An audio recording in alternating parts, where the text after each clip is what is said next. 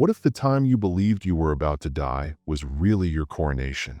What if the breakdown that took you to your knees was really a holy ritual that gave you a power so great that it scares the old world?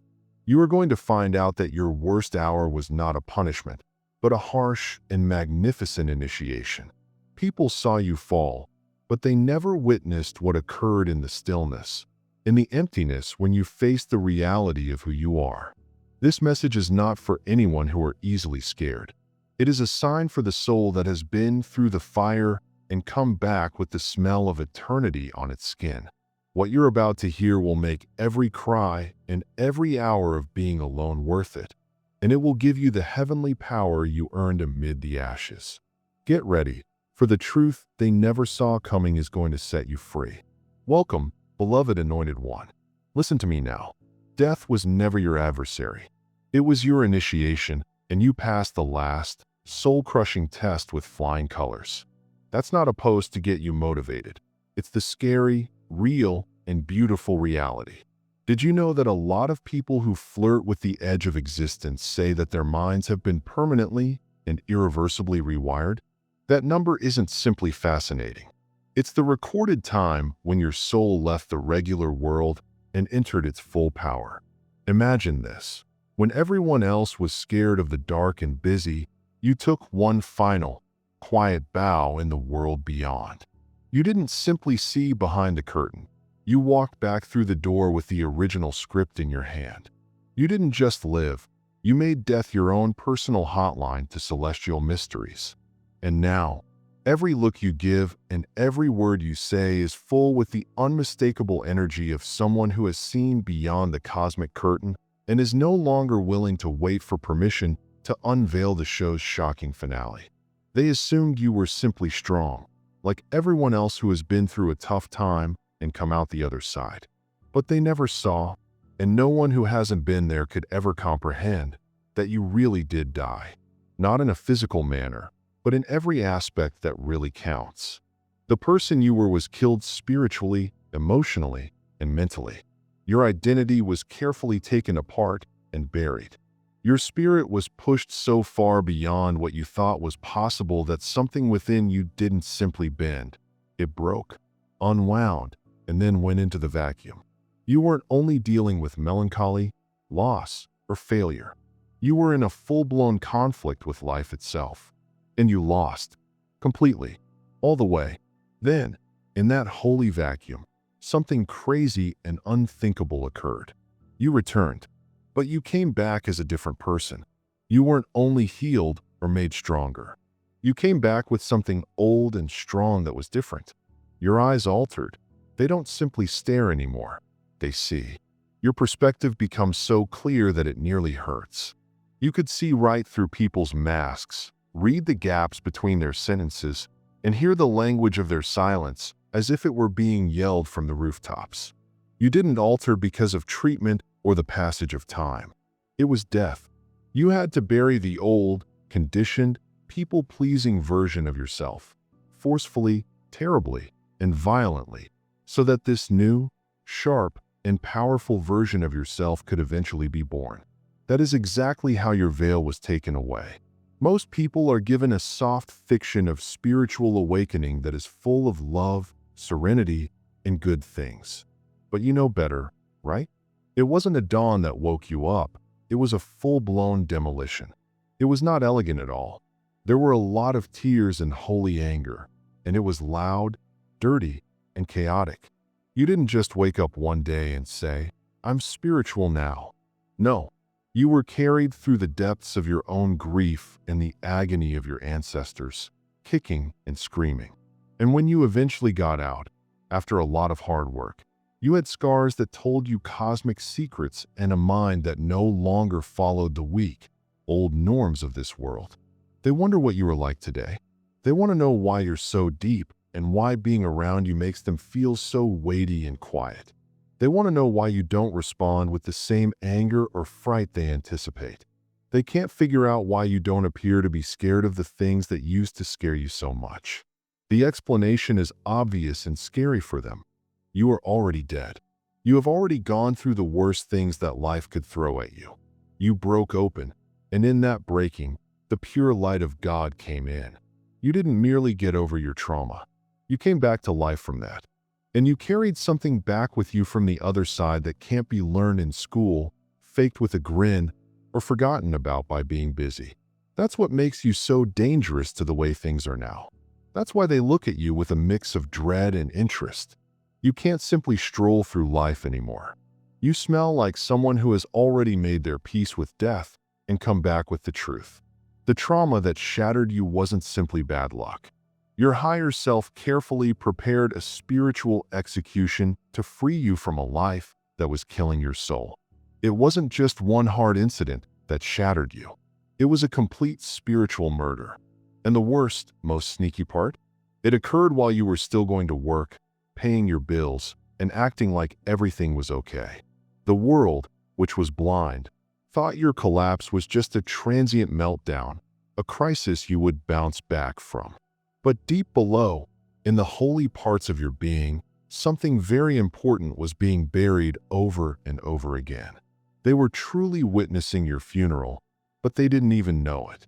They were at a funeral for someone they didn't even know was dead. You were dying in front of everyone, piece by piece, smile by phony smile, and soul-crushing grin.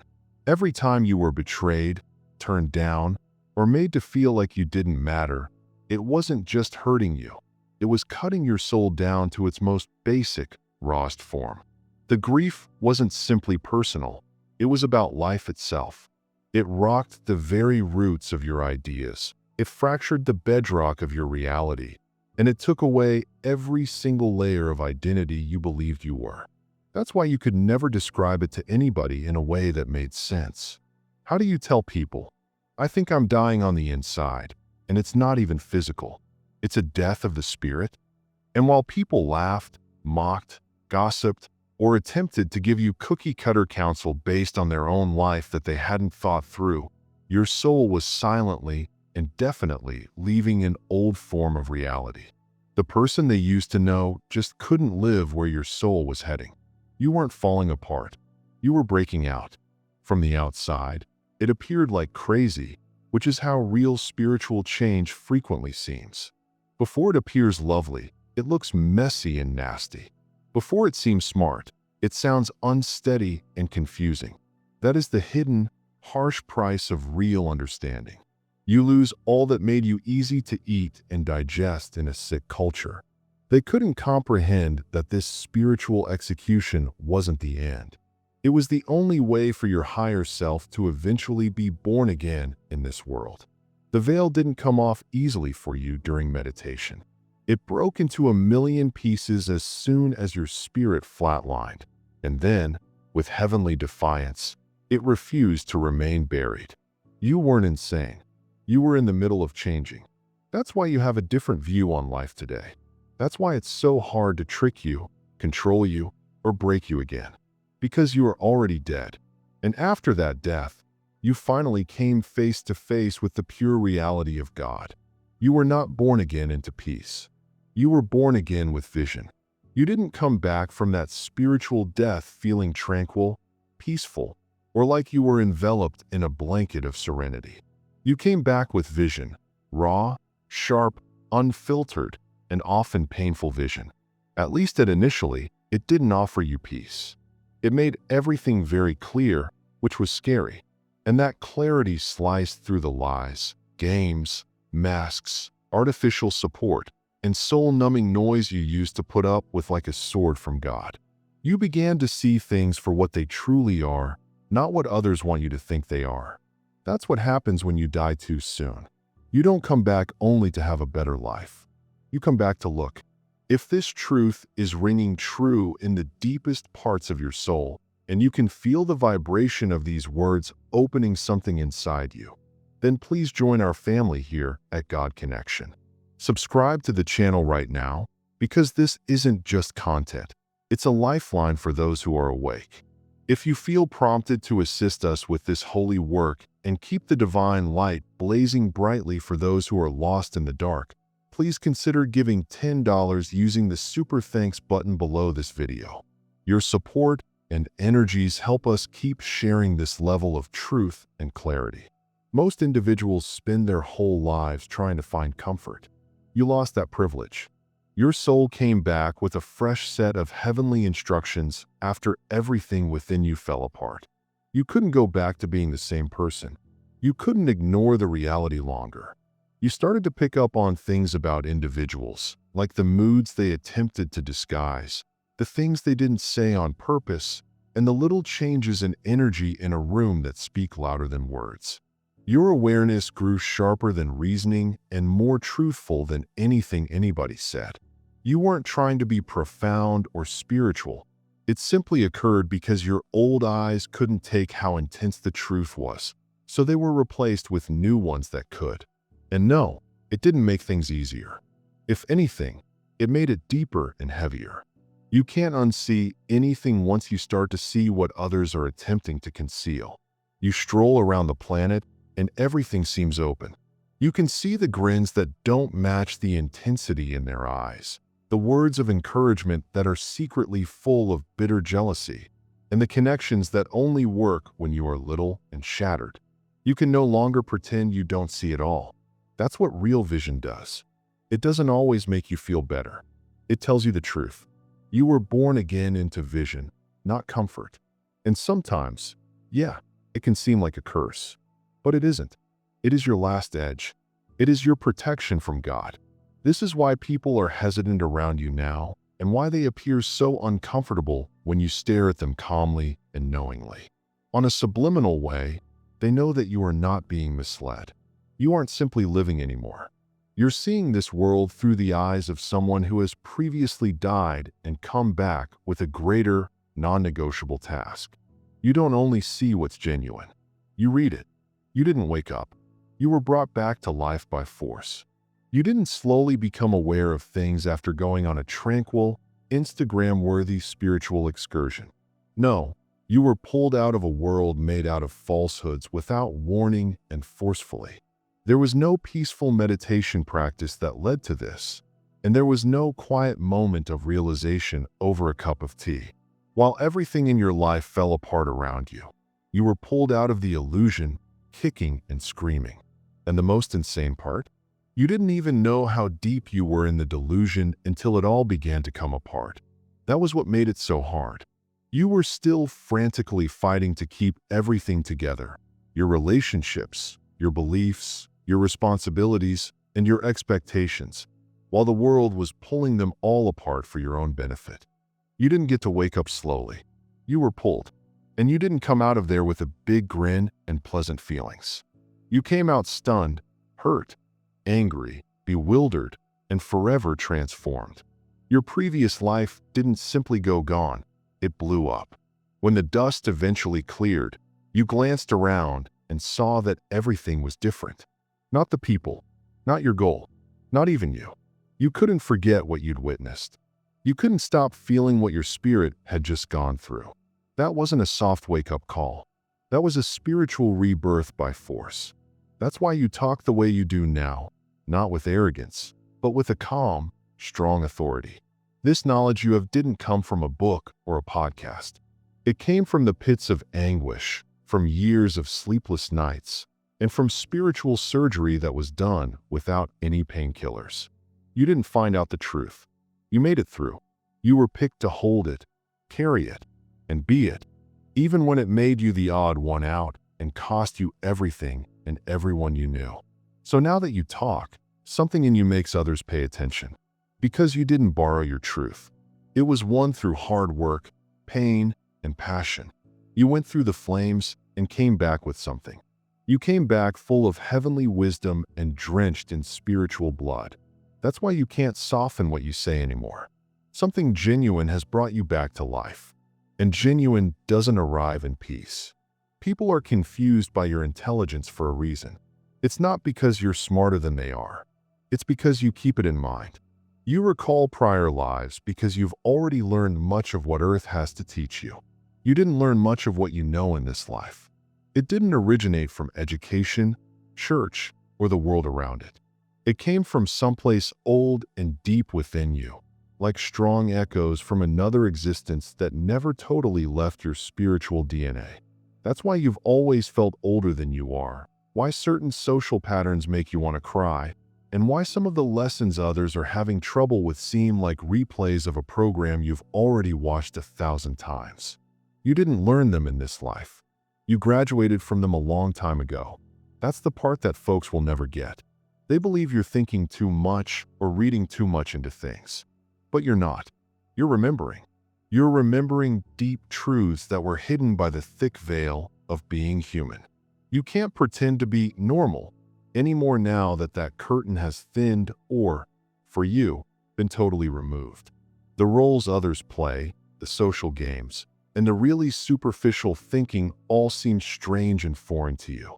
Not because you're aloof or don't like others, but because your spirit knows better. You've already gone through the survival cycle. You have lived to please other people, to get praise from others, to feed your ego, and to worship dysfunctional institutions that are meant to break people. You learned all of that a long time ago, before you ever arrived here. That's why none of it makes you happy anymore. You're on a quest that has nothing to do with fitting in. It's about remembering who you were before the world told you who you had to be. This is also why you sometimes have trouble relating. You're not being judgmental. It's that you can really feel the time frames that other people are still caught in. You sense the teachings they aren't ready to accept yet. You can hear the falsehoods bubbling up just behind their grins. You didn't do anything wrong. You don't need to study those things from kindergarten again. You already got that grade. Now you're here for the advanced work after college. That's why your advice comes out of nowhere, like lightning, sudden, crisp, and unquestionably true. Because it's not new information. It's an ancient truth that is coming back to the surface now that you have finally remembered it. They chuckled when you eventually lost it. They rolled their eyes. They spoke about you behind your back. They thought it was a sign of weakness, unneeded drama, or mental illness. But what they were seeing wasn't a mental breakdown. It was a metaphysical hole in the body. Your spirit was physically forcing itself out of a world it couldn't live in anymore. You weren't just emotionally drained. You were spiritually finished. Your spirit, your inner self, had reached the point where it would not survive another day in a life that was phony, poisonous, and far below your divine purpose. They couldn't see that. They simply observed the signs on the surface. You eat more than you usually do. You were shutting yourself off. You becoming very silent or blowing up out of nowhere.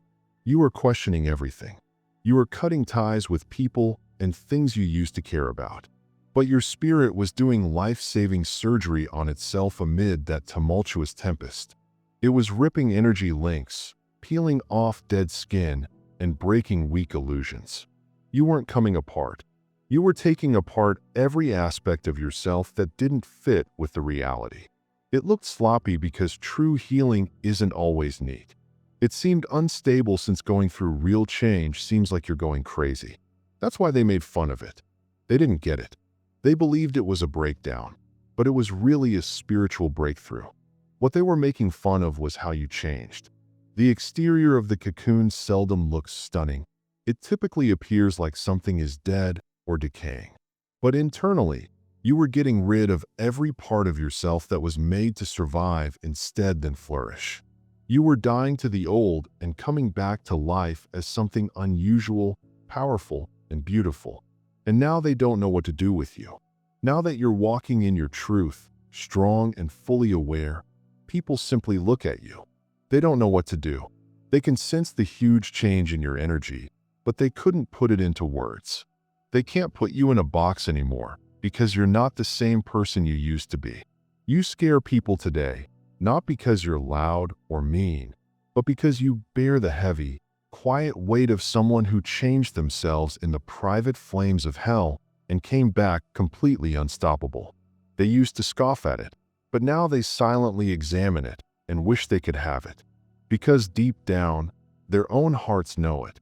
You lived through something they'll never be able to confront. That heavy, painful weight you carried wasn't simply yours. That is the bit that most folks missed completely. They believed you were too emotional, too sensitive, and too quickly overwhelmed. But the reality is, you were carrying a burden that wasn't even yours. It was passed down through generations and families. You were born into families, cities, and institutions that were already full with unresolved trauma.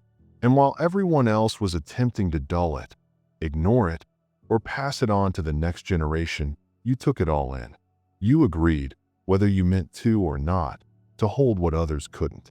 You didn't only have your personal sadness. You also had your mother's hidden wounds, your father's repressed anger, and your grandparents' quiet, gnawing anguish.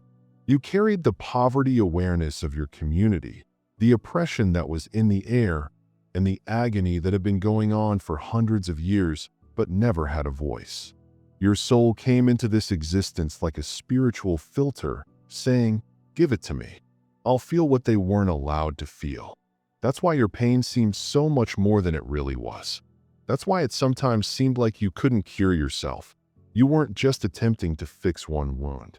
You were hanging onto energy that had been there for centuries, and no one could see it. They advised you to get over it or just let it go, not knowing that you were drowning in tidal surges that had nothing to do with you. You were getting rid of years of quiet and hundreds of years of humiliation. And when you thought you were about to die, you were. Because you had to let go of things that were never yours to bear in the first place. But here's the divine twist. That same hardship made you holy. You became the one who changed things, healed things, and broke curses for your whole family. You became the one who felt everything so that the people who came before you may find peace, and the people who come after you wouldn't have to bear the same burdens. That's the reason you're not the same now. That's why your energy is so strong, and why just being there can change the mood in a room. You have survived the storm that was inside of you. You've turned anguish into knowledge and suffering into deep understanding. You didn't give up. You became the one who broke the bonds. And even though it almost killed you, it also showed who you really are, not just a survivor, but a soul powerful enough to fix the spiritual disaster that the world couldn't handle. You didn't simply have a breakdown. You went over. And when you came back, you didn't come back with nothing. You came back with information that was not allowed. Not the type you learned from books or degrees. You brought back important knowledge from places that most people don't even think are real.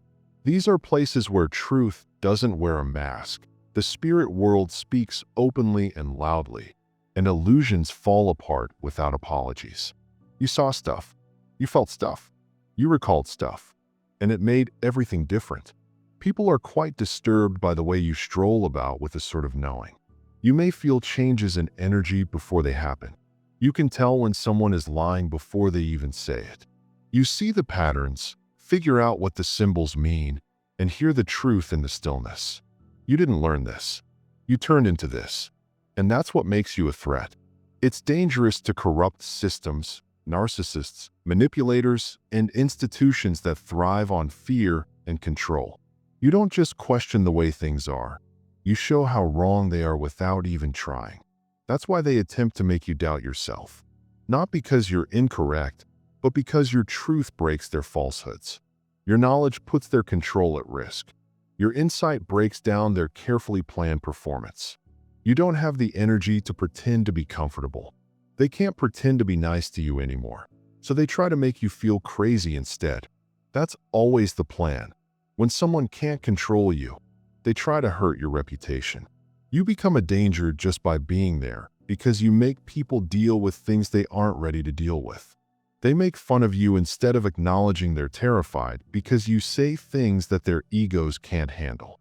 When they say you're too deep, too intense, or too spiritual, what they really mean is that you're just too right for them. But that's what happens when someone comes back from the brink with the spiritual blueprints of reality. You have a type of power that can't be bought or taught. And others who are still in the delusion sense your energy as a warning. Not because you want to hurt them, but because your presence screams, "I know what's real," louder than any words. A falsehood is scared of someone who recalls the truth more than anything else. You didn't lose any pals. You didn't push folks away. There was a fall of frequency, which is what truly occurred. When you died within, when the old you fell apart and the deeper, truer you came out, your energy changed totally. At the most basic level, the way you thought, felt, saw, and moved through life altered. Your whole spiritual frequency became better. And when that occurs, a natural and inescapable separation happens. Not because you were better than anybody else, but because your vibration no longer matched theirs. You began to converse in spirit codes while they were still in survival mode. You wanted depth, truth, healing, and raw honesty. But they were still stuck in ego games, superficial talks, and the same old cycles that you had just battled so hard to get out of. The talks became weird. The energy was heavy. The relationship began to seem forced and hurtful. And no matter how hard you fought to cling on, something in your soul simply kept breaking free. That was the part that stung the most. It wasn't about you. It wasn't even about what was right or wrong. You still loved them. You merely stopped agreeing with them. And as hard as it was, your spirit recognized the truth. Not everyone is destined to go with you into the next season of your life. Some people only fit with the old you. The version of you who darkened your own light to fit in, remained silent to avoid confrontation, and put up with things that made your soul scream. So no, it wasn't a betrayal. It wasn't being unfaithful. It was resonance, or the complete absence of it. Energy is always true, and as your inner world changes, your outside world will ultimately have to show it. Some folks weren't able to meet you there, and that's okay. This trip you're on right now isn't based on attachments. It's based on divine alignment. You outlived frequencies that were no longer helping you grow. That's not losing. That's what it means to rise. And the best part? You're not angry. You finally stopped mixing up old energy with actual connection. Now you don't only want to be alone. You want things to line up. That's a completely new kind of vibe. Your feelings were sacred when you died. That's why you feel things so strongly. Your feelings didn't become weaker after your inner death. You didn't turn into a weak, overly sensitive version of yourself. The reality is far deeper. Your feelings changed over time. They became into highly calibrated tools for heavenly knowledge. You didn't become too emotional. You became beautifully tuned. Your heart, neurological system, and whole being geared itself to pick up higher, finer frequencies. That's why you feel so much. That's why things hurt you more. You're not simply responding anymore. You are getting. People who haven't gone through that type of big change will never get it. They could claim you're too intense or overreacting, but they don't know what it's like to suddenly experience what isn't being stated. To feel the vibe in a room before anybody ever says anything. To weep for a pain that hasn't occurred yet, but is nevertheless already in the air. They don't know that your emotional system isn't broken. It's just operating at its most sensitive level because you've become a live antenna for the unseen world. You may feel the changes before you can see them. When you come into a room, your body begins to pick up on the emotional residue left behind, like a spiritual radar. You can tell right away whether someone is sad, angry, hiding something, or just very tired with their spiritual life. You're not paranoid. You're very aware. Your feelings aren't simply your feelings anymore. They are tools that are set to the noise level of your surroundings. And certainly, it may be tiring at times, but it's also a holy gift that sets the awake apart from the oblivious. This is how things change when the curtain is lifted and you stop living your life half asleep. Emotional immersion is the price of profound awareness. And no, you can't simply turn it off. That's not a problem. It's your holy duty. You are not here to be numb. You're here to experience what others are trying to avoid, to process the energy that most people keep back, to shed tears that mend timelines, and to hold frequencies that change places. So if they ever label you too much, just remember that your feelings didn't make you weak. They made you holy. You are no longer afraid of death, not because you're crazy or want to die, but because you've already been there. You've stood on the edge of the abyss, not in a figurative way, but in a real and scary spiritual one. You have felt everything fall apart, your sense of self, your sanity, and your desire to live. You have confronted the stillness, the emptiness, and the nothingness, and it didn't take over your life. You lived through what was meant to break you totally. At that time, Death had no power over you. People who haven't gone through that type of spiritual death are still living their lives in a way that keeps them from it. They make themselves smaller to keep secure. To fit in, they water down the facts. They do things to please others, follow norms that aren't there, and are always afraid of what they don't know. But what about you? You don't live that way anymore, because everything has already been taken away from you. You already know what it's like to feel like nothing, no one, and nowhere. And you made it through, alive in a way you weren't before. That type of encounter impacts the way you live your life in a big way. You don't ask for room anymore. You just take it. You don't need anyone's approval. You stick by your truth no matter what. You shouldn't spend your time and energy trying to get others to understand you who haven't earned the right to hear your tale. You walk with a serene defiance now because you know what it's like to be entirely empty and yet be alive, thinking and creating. Not being afraid of the end gives you a lot of silent strength. Not because you want to die, but because you already did and learned that death wasn't the end. It was a door. It was a reset from God. And everything is different when you've been through it. You become unbreakable, not loud, not mean, simply thoroughly and profoundly anchored in something most people can't even define. So now, when life attempts to terrify you, it just doesn't work. You've already danced with the dark. You have already felt your own soul burn to ashes and then come back to life. The abyss blinked first, and you left with a type of power that no one can ever take away from you or touch again. At some point, nothing about you seemed genuine anymore. None of the jobs you performed, the titles you wore, or the picture you portrayed fit. And it wasn't simply a moment of bewilderment. Everything fell apart. You didn't merely have a crisis of identity. Your ego went away.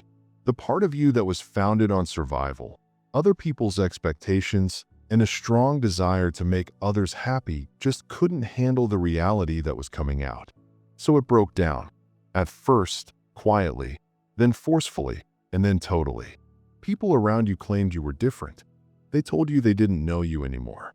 They were correct, but they didn't see that the you they were accustomed to was never the actual you to begin with. It was the act, the mask, the smart way your soul changed to fit in with places that couldn't handle your genuine self.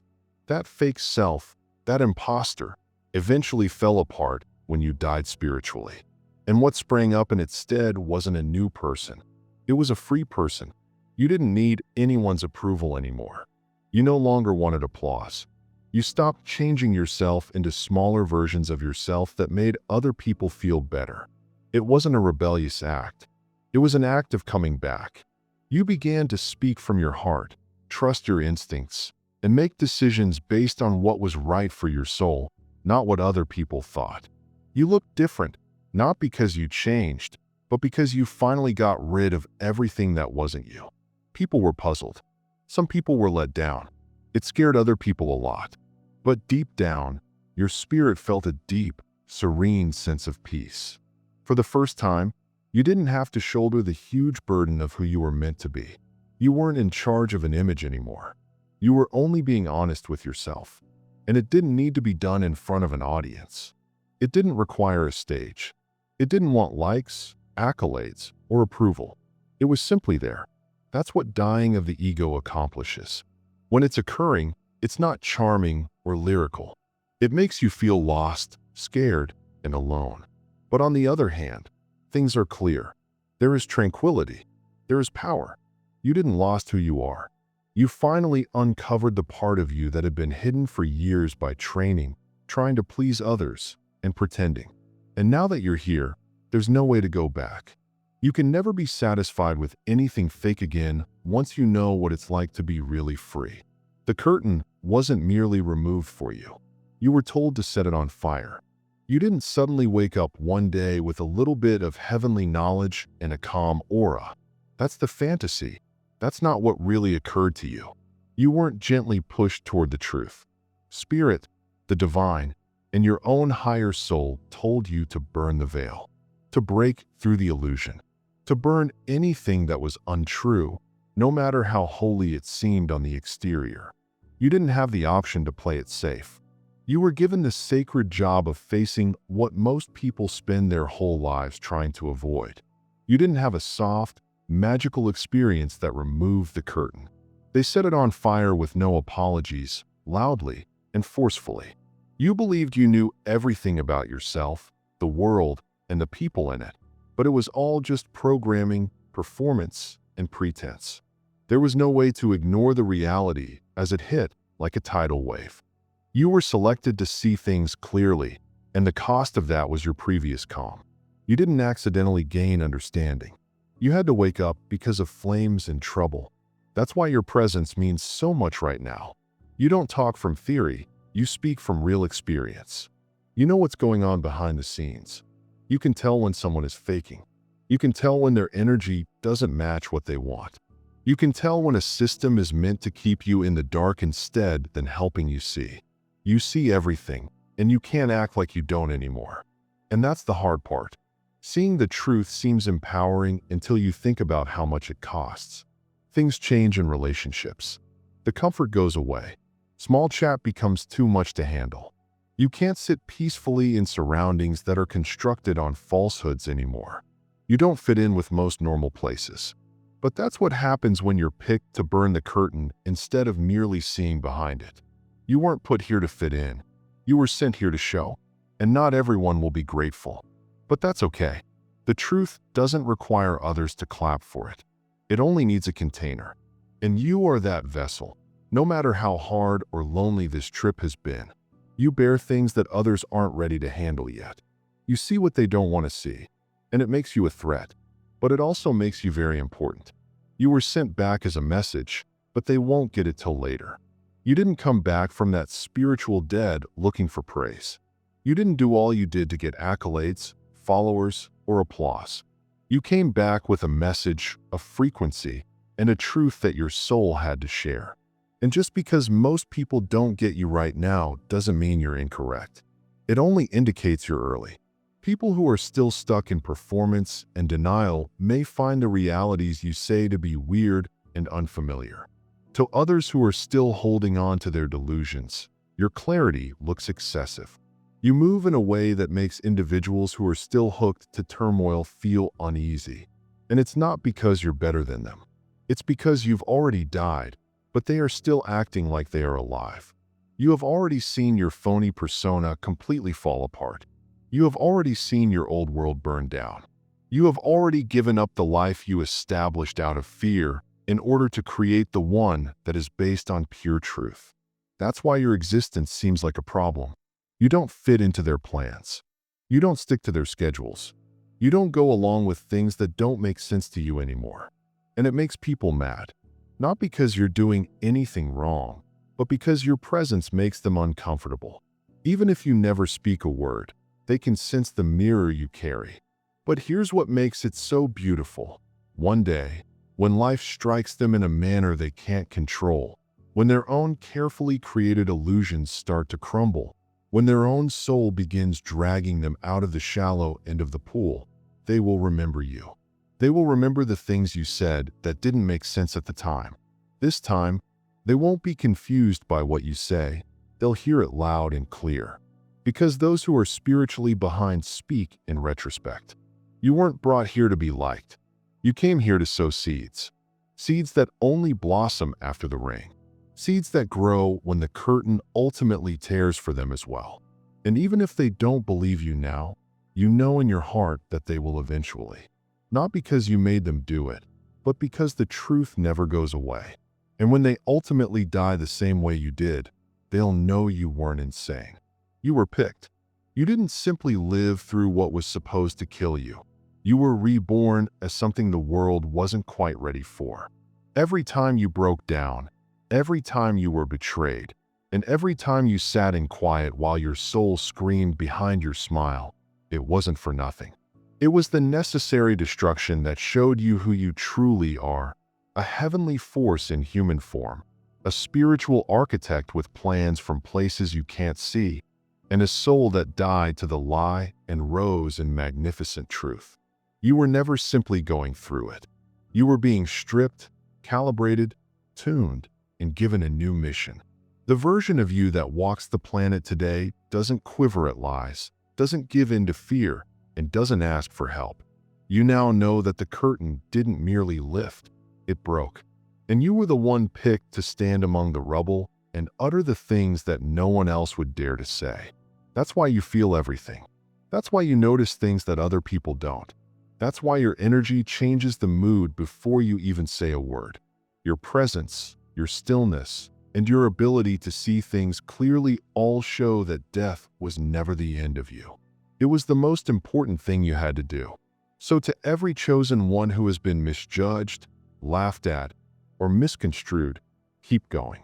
They won't be able to grasp the holy language you speak until their own lies die. But by that time, your adventure will have already shown them the way. The message is your life. You don't have to preach it. You are it. If this letter really touched your heart, don't keep it to yourself. This is your family. This is your proof. Sign up for God Connection right now so you never miss another message that gets to the heart of the matter. If this video touched your heart, please like it. Let your voice be heard among people who understand by leaving a comment below. Only the genuine ones are allowed in here. And if you know someone who has been going through a lot of hard times by themselves, send them this video. Tell them they aren't insane, they're waking up. This isn't just stuff. It's proof. It's in line. It is your family in spirit. Welcome back. God bless you.